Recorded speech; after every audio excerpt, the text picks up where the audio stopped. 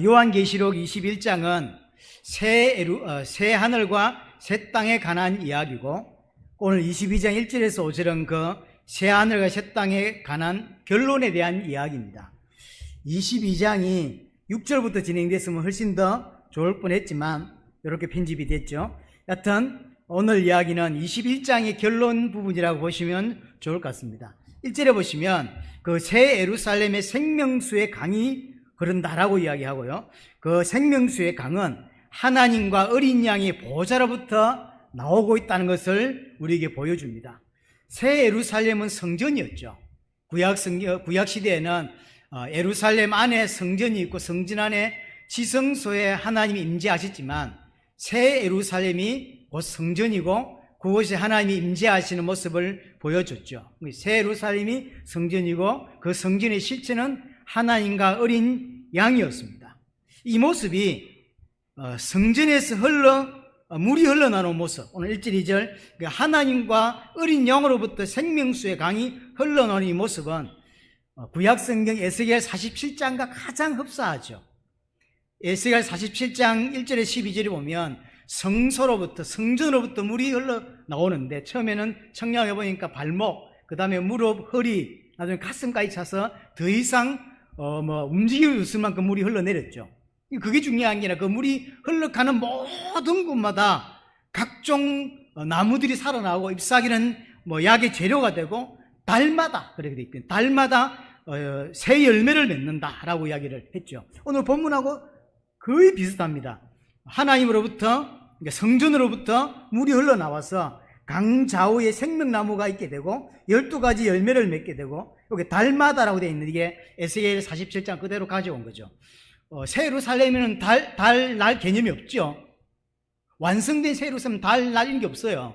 그런데도 새 예루살렘에 달마다 그 열매를 맺는다라고 한 것은 에스겔 40장을 그대로 가져와서 에스겔 47장이 성취되었다는 것을 우리에게 확인시켜주고 있는 모습이거든요. 그래서 에스겔 47장과 오늘 본문이 거의 흡사합니다.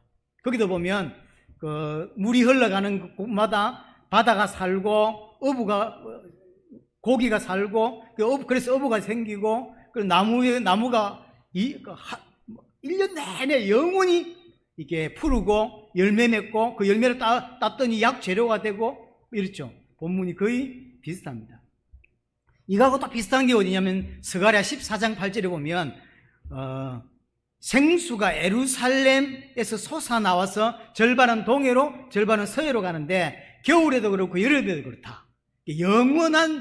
영원히 성전에서부터 샘의 근원이 흘러나온다라는 이야기를 하고 있죠. 같은 이야기죠. 결국 이 스가랴 14장이나 에스겔 47장, 오늘 계시록 12장 이야기는 에덴 동산을 모티브로 하고 있는 것입니다.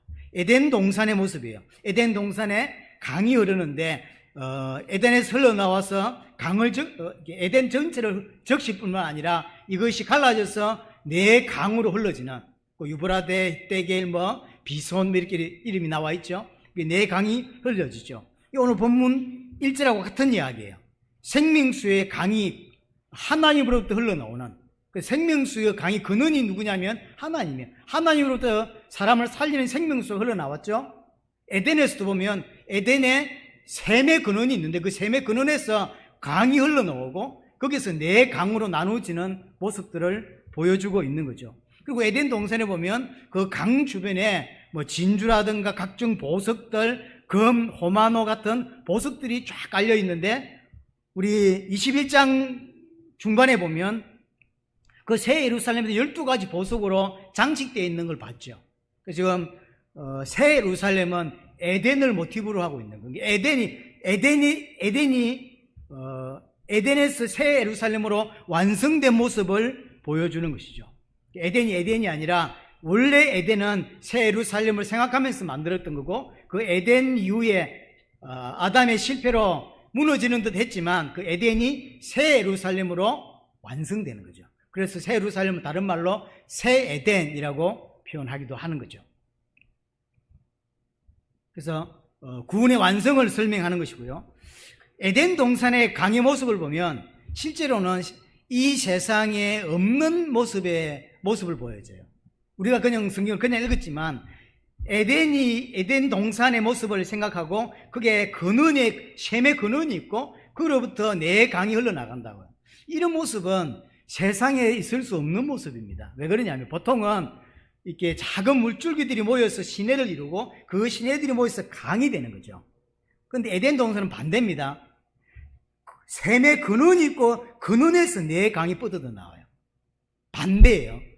물이 모여야 강이 되는 거 아닌가요? 근데 에덴 동산은 반대입니다. 물의 근원이 강 자체가 에덴에서부터 출발해요. 반대인 거예요. 그래서 강 근원이 에덴에 있고 그 근원에서부터 흘러나온 물로 통하여 이제 전 세계 강으로 흘러간다라고 하는 거죠. 이 모습을 보고 사람들, 신학자들은 에덴의 위치를 이제 이렇게 확인하기 위해서 많이 노력을 하죠. 왜냐하면 역사에서 그 네 강이 나왔는데 그 네 강 중에 두 강은 우리가 알 수가 없어요. 비손하고 기온강인데 그건 어디 있는지 몰라. 하지만 유브라데, 히데계는 안다고. 그래서 유브라데 강이 지금도 있잖아요. 유브라데 강과 히데계 강을 중심으로 네 강이 뻗어갔을 거니까 요쯤 에덴이 아닌가 하지만 그거는 비유입니다. 이 땅에 있을 수 없는, 그러면 에덴 동산이 실제 이 땅에 없었는가? 있었겠죠. 있었겠지만 우리에게 비유적으로 설명을 하고 있는 거예요. 그 예루살렘에 가면 기온이라는 데가 있어요.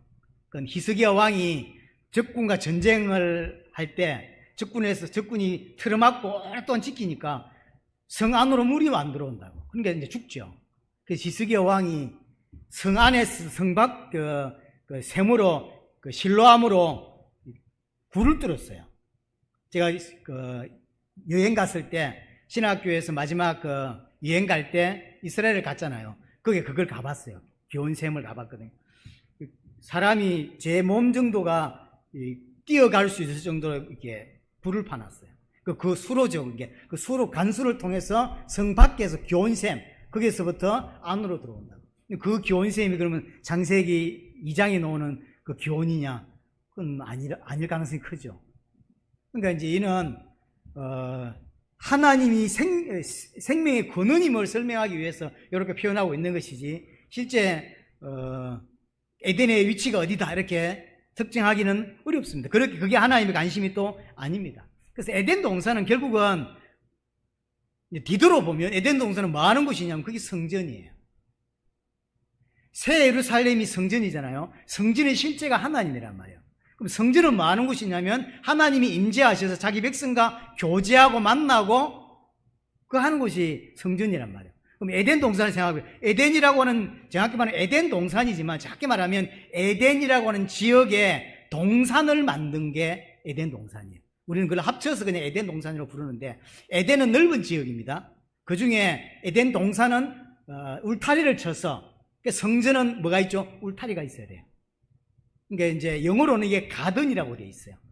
그러니까 울타리가 쳐져 있는 동산, 그게 성전인 거예요, 사실은. 여기에 하나님께서 아담을 에덴 동산 안에서 만든 게 아니라 에덴 동산 밖에서, 그죠? 밖에서 있는 흙으로 만들어서 아담을 에덴 안으로 데리고 들어오시거든요. 이게 구원을 설명하는 겁니다, 사실은. 어느 쪽으로 들어오냐면 동쪽으로 들어옵니다. 성막은 어느 방향으로 되어 있죠? 동쪽에 되어 있죠.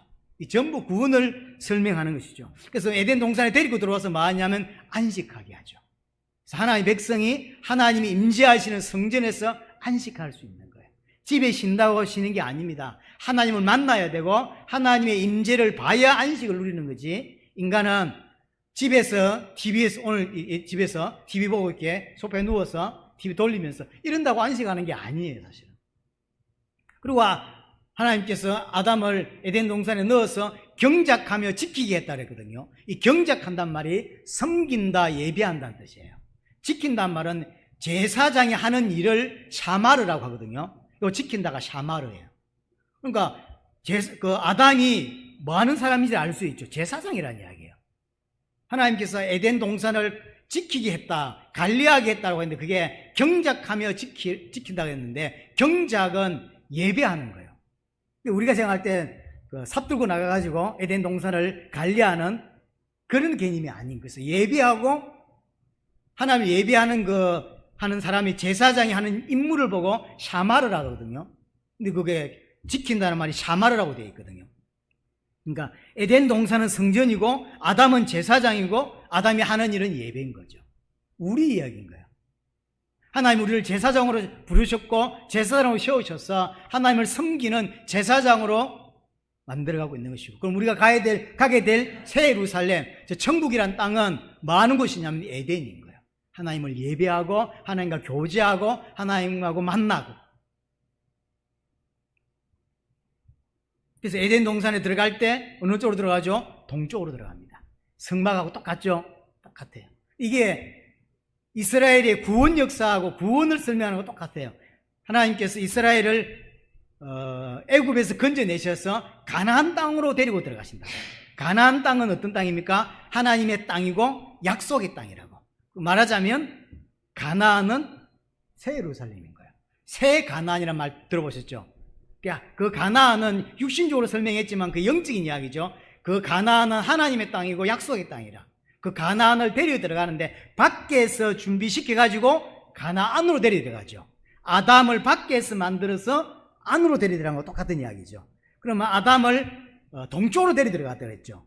이스라엘을 강야를 지나서 가나안으로 들어갈 때 어떻게 들어가죠? 원래는 남쪽에서 바로 올라가는 게 제일 좋죠. 왜냐하면 애굽이 밑에 있고 남쪽에 있고 가나안이 위에 있단 말이에요. 그러면 남쪽에서 북쪽으로 올라가는 게 제일 빠릅니다. 근데 하지만 하나님 어딜 데려가죠? 요단 동편을 통해서 들어가죠. 이 구원을 설명하는 거예요. 아담을 에덴 만들어 놓고 데리고 들어가듯이 이스라엘을 구원을 그렇게 시킨다. 똑같은 모습을 보여줍니다. 그래서 그럼 이스라엘이 어떤 나라죠? 제사장 나라죠. 제사장 나라. 그래서 새하늘과 새 땅에서 우리는 어떤 존재입니까? 왕 같은 제사장인 거예요. 그래서 에덴 동산에 만들어 놓고 하나님이 아담을 데리고 들어가는 모습이나 이스라엘을 애굽에서 구원시켜서 가나안에 데리고 들어가는 모습이 똑같은 거예요. 그럼 우리가 앞으로 새하늘 새 땅에 들어가게 될 때 이 모습이에요. 우리를 제사장으로 만들어서 하나님의 땅, 새 약속의 땅, 천국, 다른 말로 새하늘 새 땅, 다른 말로 새 예루살렘 우리를 데려 들어가는데 동쪽으로 데려 들어간다. 이렇게 이야기를 하는 것이죠. 그래서 에덴 동산 이야기가 새 예루살렘에서 완성이 되는 거예요. 오늘 본문 이야기가 그 새 예루살렘이 완성되는 모습을 보여주고 있는 거예요. 그래서 에덴 동산 이야기는 다른 말로는 결국 구원 이야기입니다. 구원을 이해시키기 위해서 우리에게 설명한 겁니다. 그래서 에덴 동산이 어디에 있었냐? 아담이 처음 만들어졌을 때 위치가 어디냐? 그래서 내 강이 어떻고, 이 전부 이게 잘못 이해하고 있는 거예요. 구원을 설명하기 위해서 그렇게 설명을 한 것이지, 실제로 에덴 동산이 어디 있었냐? 이 땅에서는 알 수가 없습니다. 하나님이 모르도록 흩어져 버렸어요. 자꾸 알려고 하는 게 하나님의 뜻이 안 맞는 거예요, 사실은. 알 수가 없고요. 그래서 그 에덴에서 물의 근원이 있고 그 물의 근원에서 흘러놓은 그 물이 네 강으로 흘러간다고. 그 물이 뭡니까? 물은 성경에서 뭘 이야기하죠? 생명을 이야기하고 구원을 이야기하는 거예요. 구원. 에덴 동산에 강의 근원이 있죠. 물의 근원이 있는데 그 생명의 근원, 물의 근원이 누굽니까? 하나님이라는 거죠. 이 이야기가 출애굽 기간에서도 계속 설명하는데 출애굽기 17장에 보면 하나님의 성전 시내산입니다. 하나님의 거하시는 곳 시내산에서 반석을 쳐서 물같이 강같이 물을 쏟아내죠. 요게 딱 요 모습이 에덴에서 에덴의 물에 근원이 있고 그 물이 전 세계로 흘러간단 말이에요. 그래서 사람을 살려내죠. 에스겔 47장에 성전에서 나온 물이 모든 걸 살려내죠. 새 예루살렘이 오늘 22장 1절에서 생명수의 강이 흘러나와서 모든 걸 살리죠. 같은 이야기예요. 출애굽기 17장에 하나님의 땅 호렙산에 도착해서 물이 없어 막 난리를 쳤죠. 그러니까 반석을 쳐서, 물론 이 반석도 예수 그리스도입니다. 반석을 쳐서 강 같은 물을 쏟아낸단 말이에요. 그래서 다 살려내는 이야기를 하는 것이죠. 그러니까 하나님이 거하시는 호렙산, 하나님이 거하시는 시내산에서 일어나는 일이에요. 하나님으로부터 생명수의 강이 흘러나오는, 그래서 생명의 근원이 하나님으로부터 온다. 그것도 풍성하게 온다라는 사실을 설명하고 있는 거죠. 그 물로 하나님의 백성을 살리죠. 딱 에덴의 이미지죠. 이게 새 예루살렘의 이미지고 에덴의 이미지입니다. 요엘서 3장 18절에 보면 하나님의 성전에서 샘이 흘러 나오죠. 그 성전이 샘의 근원이다 이렇게 표현되어 있어요. 성전에서부터 쉽게 말하면 하나님으로부터, 또 다른 말로는 새 예루살렘으로부터 물이 흘러나와서 다 살려내는 이야기. 성경 전반에 스가랴 14장 8절에 생수가 예루살렘에서 솟아나와서 동해로 서해로 흘러가죠. 그것도 영원히. 이게 그러니까 단순히 이 사람들은 스룹바벨 성전이나 이런 성전을 생각했겠지만 하나님은 스룹바벨 성전 이야기를 하고 있는 게 아니에요. 새 예루살렘을 이야기하는 거죠. 나중에 완성될 새 예루살렘에서 영원한 생명수의 강이 흘러나올 것을 이야기하죠. 아까 말씀드렸던 에스겔 47장에도 보면 에스겔 47장 당시에 성전이 없었습니다. 그래서 에스겔 47장 읽은 사람들은 이제 조금 후에 짓게 되는 스룹바벨 제2성전이죠. 스룹바벨 성전을 에스겔 47장이 예언한 거라고 생각하는데 아닙니다. 달라요. 에스겔 47장은 미래에 완성될 성전이지 스룹바벨 성전이 아닌 거예요. 그 성소로부터 흘러놓은 물이 주변을 다 살리죠. 바다를 살리고 모든 생물을 살리고 고기를 살리고, 고기가 너무 많아지니까 어부가 일어나게 되고 강 좌우에 가실나무 열매가 끊이지 않고 달마다 새 열매를 맺고 잎사귀는 약재료가 되죠. 오늘 본문에서 2절에 딱 그대로 되어 있죠. 길 가운데로 그 생명수의 강이 흐르는데 강 좌우에 생명나무가 있어서 12가지 열매를 맺는데 달마다 그 열매를 맺는다. 아까 말씀드렸듯이 새 예루살렘에는, 천국에는 달의 개념이 없어요. 그럼에도 불구하고 그대로 인용했었다고. 그는 에스겔 47장이 이렇게 완성됐다는 것을 보여주기 위한 것이죠. 그리고 그 본문에도 보면 그 나무 잎사귀들은 만국을 치료하기 위하여 있다라고 하죠. 에스겔 47장은 너무나 닮아 있죠. 그대로 완성됐다는 걸 보여주는 것입니다. 하나님이 거하시는 성전에서 모든 것이 회복되는 생명수가 흘러나오는 모습을 우리에게 설명해 주고 있고요. 그 생명의 근원, 샘의 근원은 하나님으로부터 온다라고 하는 거죠. 이 설명이 요한복음에도 그대로 나옵니다. 요한계시록의 저자와 요한복음 저자가 같기 때문에 이 모습이 똑같아요. 예를 들어서 요한복음 2장 13절, 22절에 보면 성전을 파괴시키는 사건이 나옵니다. 예수님께서 성전에 들어가서 막 디버프 뿌리죠. 난리를 쳤죠. 그러니까 유대인들이 당신이 진짜 메시아냐? 그럼 표적을 보이라 이러죠. 그러니까 예수님이 뭐라고 말하냐면 이 성전을 내가 사흘 만에 일으키겠다라고 하죠. 그러니까 지금 40년 짓고 있는 이 성전을 네가 3일 만에 다시 세운다고? 참나마 다르죠. 말도 안 되는. 근데 그 뒤에 뭐라고 되어 있냐면 성전된 자기 육체를 가리킴이라. 예수님이 참 성전이라는 거죠. 지금까지 있던 1성전, 2성전, 제3성전은 그림자예요. 이게 그 그림자의 실체 대신, 본체 대신 예수 그리스도가 왔다고. 그러면 그림자로 있는 게 필요해요? 없어요? 필요 없는 거예요. 실체가 왔으니까. 그래서 성전을 파괴시키는 사건이죠. 예수님이 참 성전이다 라고 하는 이야기를 하는 것입니다. 왜냐? 예수님으로만 하나님 만나죠. 예수님을 통해서만 하나님과 교제할 수 있습니다. 예수님이 참 성전이다. 요한복음 1장 14절에 보면 말씀이 육신이 되 우리 가운데 거하심에, 제가 이런 말씀드렸는데 우리 가운데 거하심에가 아니라 우리 가운데 장막을 치심이라고 했죠. 말씀이 육신이 되어 이 땅에 오신 예수 그리스도가 이 땅에서 장막, 성전을 치셨다. 예수님이 누구다? 성전이라는 거죠. 그 성전 대신 예수님으로만 하나님을 만날 수 있고 생명을 얻을 수 있다. 이 사실은 요한은 처음부터 기록하고 있는 거죠. 요한복음 4장에 보면 사마리아 여자가 나옵니다. 사마리아 여자와 예수님이 대화를 하는데 예수님이 주는 물은 영원히 목마르지 아니할 샘물이다. 생명수의 근원이라고 이야기하죠. 그러니까 이 사마리아 여자가 그런 물이 있으면 나 좀 달라. 이 햇빛 더운데 물 안 들어오게 되게 그런 물 좀 달라 그러죠. 이 여자는 아직 예수님이 누군지 참 성전이라는 사실을 모르고 있는 거죠. 그래서 육신적인 갈증, 육신적인 목마름을 해결할 수 있는 물을 달라는 거죠. 이 땅에 많은 교회가 딱 이 모습입니다. 성전의 실제, 내 생명의 영증을 딱 해결할 수 있는 실체가 왔는데 그에게 뭘 요구하고 있냐면 육신적인 물을 원하는 거야. 교회는 예수님을 통해서 육신적인 갈증을 해결할 물을 달라 이러고 있는 거죠.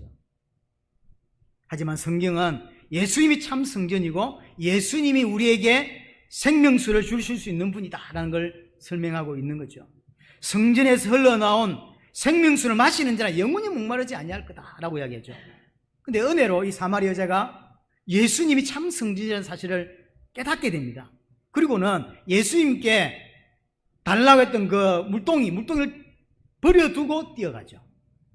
이게 구원받은 자의 모습입니다. 육신적인 문제를 해결하기 위해서 다들 쉬고 있는 그 때학볕에 일하러 나와서 예수님을 만나서 예수님이 생명수를 줄 수 있다라고 하니까 예수님께 생명수를 달라라고 했던 그 물동이를 예수 만나자 나는 이제 그런 거 필요 없습니다라고 던지고 간다니까요.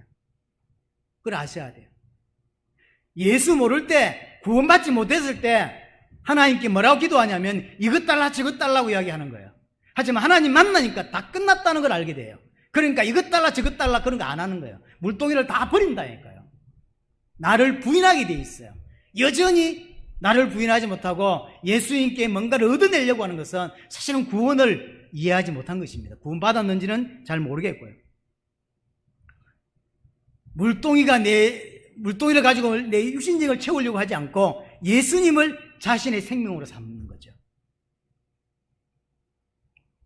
요한복음 5장에 보면 베데스다 연못에 38년 된 병자가 나옵니다. 많은 사람들이 치유받기 위해서 이곳에 모여요. 그게 아마 간헐천이었던 것 같습니다. 그러니까 물이 한 번씩 이렇게 부풀게 올라오니까 아마 낫는 사람이 있었겠죠. 그러니까 수많은 사람들이, 아픈 사람들이 이 베데스다 연못에 와서 치유받으려고. 근데 이제 이 38년 된 병자가 왜 치유 못 받고 있냐면 물이 동할 때 빨리 들어가야 되는데 들어갈 수가 없어. 그래서 예수님이 그곳에 나타나니까 뭐라고 부탁하냐면 예수님께 뭐라고 부탁하죠? 나를 들어서 물이 동할 때 좀 넣어달라는 거야. 지금 이 사람 완전히 해결할 수 있는, 이 사람의 문제를 완벽하게 해결할 수 있는 분이 예수님인데 고작 예수님께 부탁하는 게 뭐냐면 나를 들어서 저곳에 좀 넣어달라는 거야. 이게 전 세계 교회 모습이잖아요. 하나님께 나와서 하나님이 누구고 예수가 누군지 모르니까 하나님과 예수님을 통해서 자신의 육신적인 문제 해결하려고 있는 거거든요. 아니 예수님이라니까. 예수님 만나면 지금 있는 그 38년 된 문제 그냥 해결된다니까. 끝나는 거예요. 해결돼도 되고 안 되고 된 이런 상태가 된다. 근데 지금 예수가 누군지 모르니까 예수를 통하여 교회에 나와서 예수를 통하여 자기 육신적인 문제 해결하려고 앉아 있는 거예요. 예수님이 그 자리에서 바로 고쳐버리죠. 그래서 뭘 보여주는 건 베데스다 연못이 치유하는 샘물이 아니다. 내가 너희를 치유하는 샘물이다.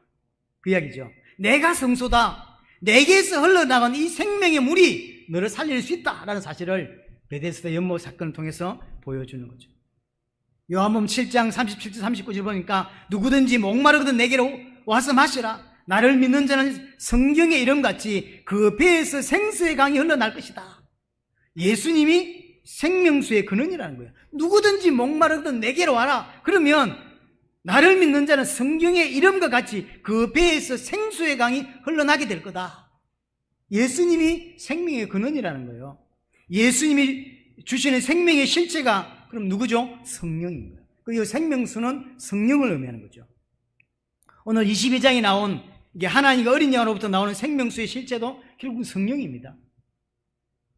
요한복음 9장 보면 실로암 못에 소경을 고치는 사건이 있죠. 침을 발라서 소경을 고친다고. 요거는 약간 제 개인적으로 볼 때는 이 사람이 믿음의 상태가 육신적인 걸 보여주지 않으면 안 믿으려고 하는 사람 같아요. 그래서 약간의 퍼포먼스, 약간의 시각적인 효과를 낸 거예요. 예수님이 침을 뱉어서 그걸 가지고 이렇게 바르죠. 그리고 낫게 되죠. 이 뭔 말일까요? 예수님이 예수님이 누구라고 해요? 성전이라고. 성전에서 나온 생수로, 생명수로 말미암아 이 소경이 낫는 거예요. 그 이야기거든요. 다른 이야기가 아니에요. 드럽고로 침을 발라가지고. 그런데 그게 아니라 성전에서 나온 물이 이 소경을 치유했다는 이야기인 거예요. 요한복음 19장에 보면 예수님이 십자가에서 마지막에 죽으실 때 목마르다라고 하죠. 샘의 근원입니다. 예수님은 목마를 수가 없는 거예요. 그게 무슨 말일까요?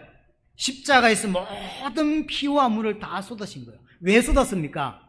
생수의 근원 되신 분이 우리를 살리기 위해서 당신의 모든 생수를 다 쏟아내신 거라고.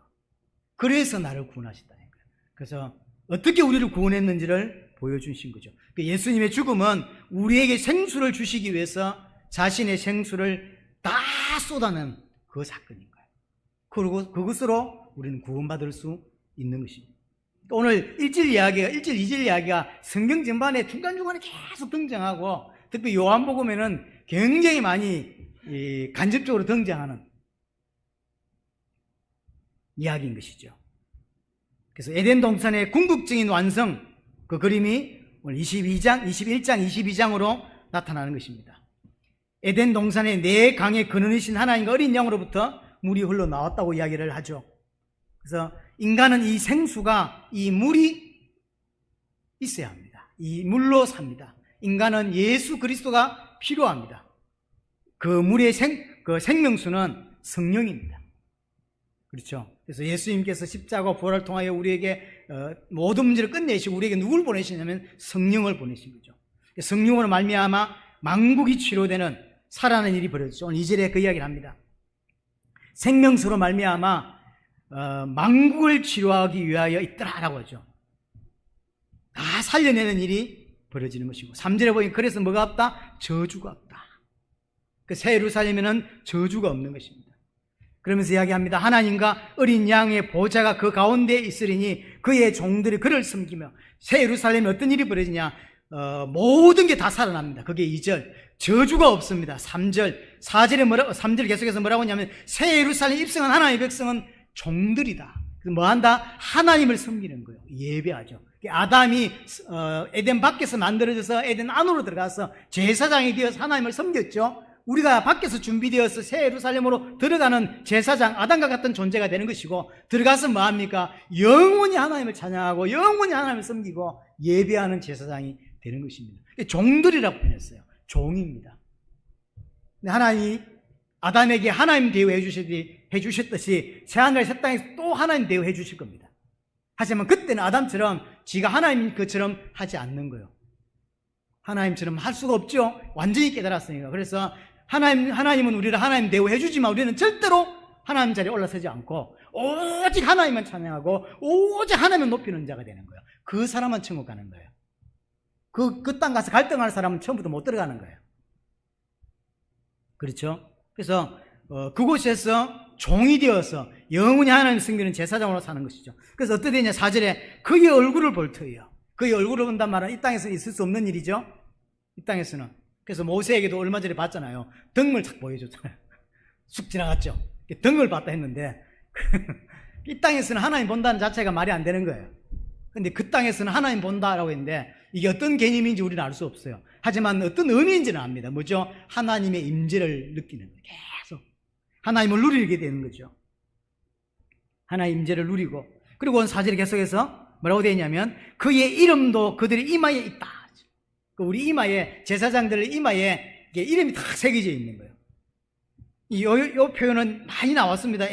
계시록 13장 16절에도 이마에 표가 있다 그랬어요. 계시록 14장 1절에도 14만 4천 명이 구원받은 하나님 백성들에게 이름이 있었죠. 이마에 있었습니다. 그리고 제사장들도 여기에 이름이 있습니다. 이름이 써져 있었어요. 이게 뭔 뜻이죠? 이름이 써져 있다. 하나님의 것이다라는 뜻이에요. 소유를. 옛날에 짐승들도 왜 인을 치잖아요. 이건 박씨집 소 이런 거. 왜냐면 공동으로 소를 먹이고 공동으로 뭘 하니까 구비를 해야 되잖아요. 그러니까 인을 친다고. 그 느낌이에요. 인을 치는 거예요. 하나님의 것이다. 너는 하나님의 소유다라는 설명을 하고 있는 것이죠. 하나님의 것. 그래서 에덴 동산에서 잃어버린 모든 것들을 회복하는 거예요. 아담이 깊이 깨닫지 못해서 잃어버렸던 모든 것들을 새 예루살렘에서 완전히 회복되는 하나님 형상을 왕으로서의 아들로서 제사장으로서 모든 것들이 회복되죠. 아담은 제사장이었습니다. 새 예루살렘에서 우리가 하나님을 온전히 제사하는 제사장의 모습. 아담은 왕이었습니다. 우리 또한 그리스도로 방불케 되는 그런 왕으로서, 그리고 오늘 5절에도 뭐라고 되어 있죠? 세세토록 왕노릇 한다고 하잖아요. 그래서 완전히 다 회복되는 모습들을 설명하고 있는 것입니다. 그래서 결론적으로 정리하자면 에덴 동산의 완성이 계시록 22장 새 예루살렘에서 완전히 완성되는 모습으로 그려지는 거죠. 그러니까 처음에 창세기 딱 펼칠 때 그 모습이 오늘 마지막 계시록 21장, 22장 마지막 부분에서 여기 완성되는 모습으로. 그러니까 하나님에게는 이게 미래라고 우리에게는 미래이지만 하나님에게는 처음 지은 것이 완성되는 것으로 연결되는 거예요. 반드시 처음 계획하신 것은 완벽하게 완성되는 모습. 그러니까 하나님에게는 실수가 없는 것이죠. 그래서 하나님이 작정하신 모든 것은 역사 속에 반드시 그대로 이루어지는 것입니다. 그게 언제 이루어지냐? 계시록 22장 1절에서 5절에 완벽하게 이루어지는 걸 보여주죠. 성도는 하나님의 작정 속에 사는 자입니다. 그럼 이런 것들을 왜 요한 계시록을 기록하면서 굳이 기록했을까? 이런 걸 왜 기록했을까요? 사도 요한이 살 당시에 현실은 굉장히 힘들었습니다. 예수 믿는 것 때문에 핍박받고 순교하고 이런 일이 비일비재했습니다. 근데 이런 걸 왜 기록하냐? 얼마 가지 않아서 우리가 그 땅에 들어가게 될 거다. 그러니 흔들리지 말라는 거예요. 지금 와 있는 문제 때문에 흔들리지 마라. 담대해라. 인내해라. 그게 요한계시록에 진짜 하고 싶은 말이에요. 14만 4천 666 이런 단어들이 나오지만 그 이야기를 하고 싶은 게 아니에요. 요한계시록 1장부터 쭉 설명해 나는 근본적인 이유는 뭐냐면 이렇게 된다는 거예요. 에덴 동산으로 시작했던 인류가 새 예루살렘으로 완성될 것을 보여주는 거예요. 그래서 우리가 곧 이제 그곳에 들어가게 된다고. 그러니 지금 문제 좀 왔다고 그거 흔들려? 좀 여러 가지 큰 어려움 왔다고 흔들릴 이유가 있겠어? 우상숭배 하지 말고 하나님을 저버리지 말고 언약 놓치지 말고 흔들리지 마라고 하는 게 요한계시록의 결론이에요. 육신의 문제 때문에 그리스도를 버리는 일이 없어야 된다는 거죠. 끝까지 인내하고 그리스도만 의지해라. 죽기까지 순종해라 라고 하는 게 요한계시록 전체에서 설명하고자 하는 것입니다. 하나님은 처음 창조하실 때부터 완성된 미래를 가지고 계셨습니다. 하나님은 여러분들 처음 예정하실 때부터 여러분들이 새하늘 때 들어갈 때까지의 그림을 완벽하고 가지고 계셨던 거예요. 이 땅에서 태어나고 그래서 어느 시간표가 되면 구원을 받고 어느 시간표가 되면 어느 교회에서 어떻게 훈련받고 성장해서 어느 시간표에 어떻게 새하늘 때 들어갈 것인지 하나의 완벽한 플랜 속에 있는 거예요. 우연히 하다 보니까 어느 순간 예수를 믿게 되었고 우연히 어떤 교회를 다니고 그런 게 아니라는 거죠. 완벽한 하나님의 작정 속에 완벽한 하나님의 계획 속에 여러분들이 들어있는 거예요.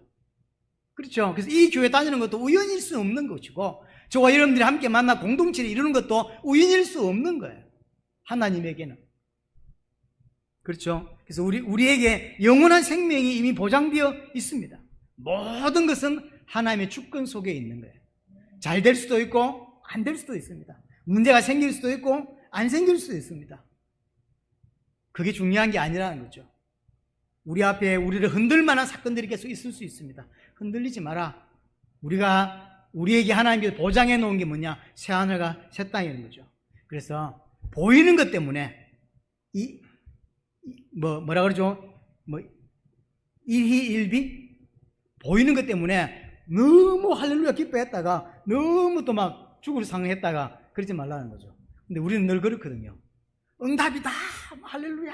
어떻게 이런 응답을 그랬는데 돌아서면 막 욕이 막 튀어나오죠.